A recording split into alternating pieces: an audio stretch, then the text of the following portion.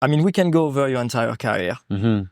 There's one thing I'd like to mention, because most people, I will say, have known you since the era of social media. So like 2013 and 2014 and after that. Especially here in North America. Especially in North America, because you moved to Canada in 2014, if I'm correct. Yeah. So it was 1 year after me. You moved to Canada, and that's really when the boom of Enduro World Series happened. The Enduro World Series really like started the year before. Like social media was just like starting as well. Like so, Instagram was starting. So everything like kind of snowballed from there for you, because at this time you focused on Enduro World Series. Yeah. We'll chat about that a little bit longer, but this was in 2014 that you went with a professional team, and you did like the full race season, and you were like one of the top guys. But what happened 10 years before that? 10 years before that, well, like we can go back to like really the beginning. So I did my first race in 1993. So like and we are in 2025. We are in 2020. So it's been 32 years that I'm How old are you again? That I'm racing. Because Yoann has no white hair. Yeah. He looks very young. I have a few. That's starting. Yeah. I'm actually growing my hair back. Oh, no way. Yeah. I'm back. I want to have my long hair again. So I know that when you grow your hair from like short hair, there's going to be a phase where I'm going to look like a goon, but it's okay. I'm fine with it. I want my long hair. That's okay. You ride a bike for a living. You can hide behind your helmet. I can have a hat or helmet. It's all good. But yeah, like, so biking has been my passion since I'm a little kid. Like when I was 7, I did my first race. And then at the beginning in France, we have these races where we will do like cross-country trials, downhill, navigation in one day. Yeah. And that's how I started. And then early 2000, I went more into downhill as a junior. And everything started to go pretty well. I was never like the best like racer in junior. Like I was always like top 5, little podium here and there in the French Cup. Maybe top 15 junior in world champs. And it's really like in 2004, first year elite, that everything really clicked, and I became French champion in elite in front of Cédric Gracia, Barel, all these guys. Yeah, like, cause for the little story, so we are both from the French Riviera in France, but you are from a super small town. Yeah. Where there's how many titles of world champion in this town? We're talking about a town that's like... Oh, it's a pay. So it's like a little village in like above Nice. It's not a town. It's a tiny village. Yeah. It's a village. And I grew up in the same street as Nicolas Vouilleuse, 10-time world champion downhill, and Fabien Barel. 3-time world champion, I want to say. 1 time in junior, but he was the fastest time elite. 2 times and in 2 elite. times elite. 2 times elite. Plus all his title as an Enduro world champion. And my brother, Nico Filippi, half-brother, Nico Filippi, who became world champion in cross-country in 1999. So same street.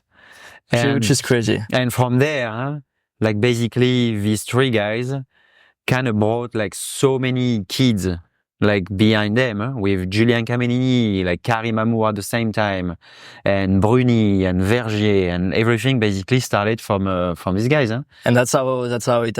I mean, we see it very well here in Whistler, in Squamish, where you have 1 kid that does really well. It just drives the entire level of the community. Like Stevie Smith here in the C2 Sky or in BC, like he really brought with him so many talented kids that are now at the highest level in World Cup. Yeah, totally. And then we saw it with Finals. Yeah. Jackson Goldstone. Yeah. Now Finals is mentoring Mac Maniata from Pemberton. It's cool. Like it's the level is absolutely insane right now, and it's I think the future of the sport is really bright. One Up Components, which is my partner for handlebar or cockpit, I guess, as well as Seatpost, organized the downhill race. Yeah. And I went to see it, and I was just blown away by the level of the kids. They all and it was mainly kids who did the race. Yeah, it was like a really young public. It was late in the season. It was muddy, and all the kids showed up. It was incredible. The level is insane. It's cool. And it's cool to see. So 2004, French champion, elite, World Championship in Léger. I placed 24th. The year after, I got third at the French Championship, 17 at the World Championship in Livigno. And I was like a constant top 20 World Cup in Europe. At that time, there was no budget. So you could be like top 20 World Cup and top 15 like World Championship, best in the game in your country. And they will give you like a bike and like a $5,000 budget to do the full series. So that was after the huge boom of mountain biking. Yeah. So years prior, there was nothing. And we see that a little bit right now, probably not at the same level, but yeah. And there's some really good podcast about that. Like for the people who have mountain bike for a long time, like the eras of earlier on, like Yoann Barelli, Nicolas Vouillos, so a few years before you. It was absolutely insane. That's like really that was like more in the 90s, end of like the 95, 2000, and that was like big budget. That was huge. Mountain biking was a new coolest thing. Yeah, everything dropped after, so I was kind of in that time where there was like really barely anything, and then I was getting tired a little bit with downhill. Like it was just hard. And I was losing a little bit the fire. And then I was also struggling with the fact that in downhill, you wait a lot. You know, it's kind of a waiting game. You just like do your practice, then you wait. And I wanted to ride more. And that's really like 2010. I was with Jean-Pierre Bruni. So Loïc Bruni's dad has a club in France, the US Kind, where we met. Well, we actually met 2010. And we were doing a few enduros like the Maxi Avalanche, Mega Avalanche, and it was just a blast. We were just going as friends and racing these things. It was completely wild.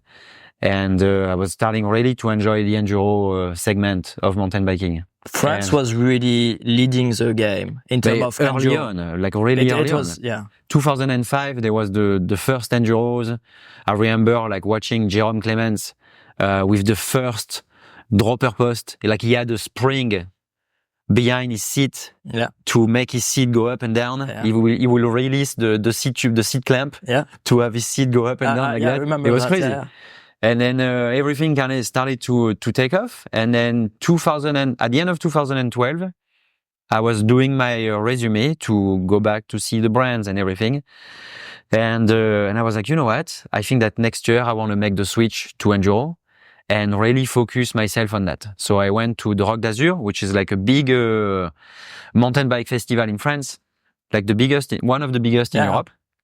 It's basically Sea Otter Classic, but for in France. And went with my resume, went to see Giant France, like with the ambition to race more enduro. And then Giant were like, we believe in that. And they gave me a frame. That was my deal. A frame, a full bike, and €2,000 budget for the season. For the entire thing. For the entire thing. And then as soon as I signed the contract, I remember the next day, the Enduro World Series was launched. And I was like, oh my God. It's happening. This is what I'm going to do. And in 2013, I raced the full EWS as a privateer. And I remember showing up at the first EWS in Italy. It was in Punta Ala. Not really knowing what to expect. And no one knew what to expect, really. Oh, so Punta Ala was the first one? Punta Ala was the real first one.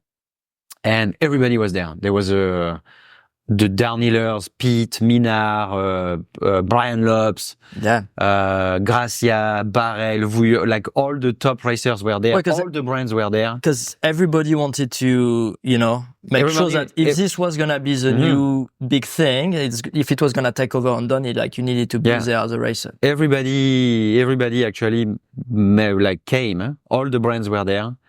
And we saw that, okay, that's a thing. There is budget, there is teams, there is like trucks, there was everything. And I remember seeing the giant factory of our team. And that year I made a promise to myself. And I said, at the end of the season, I'm going to sign with them.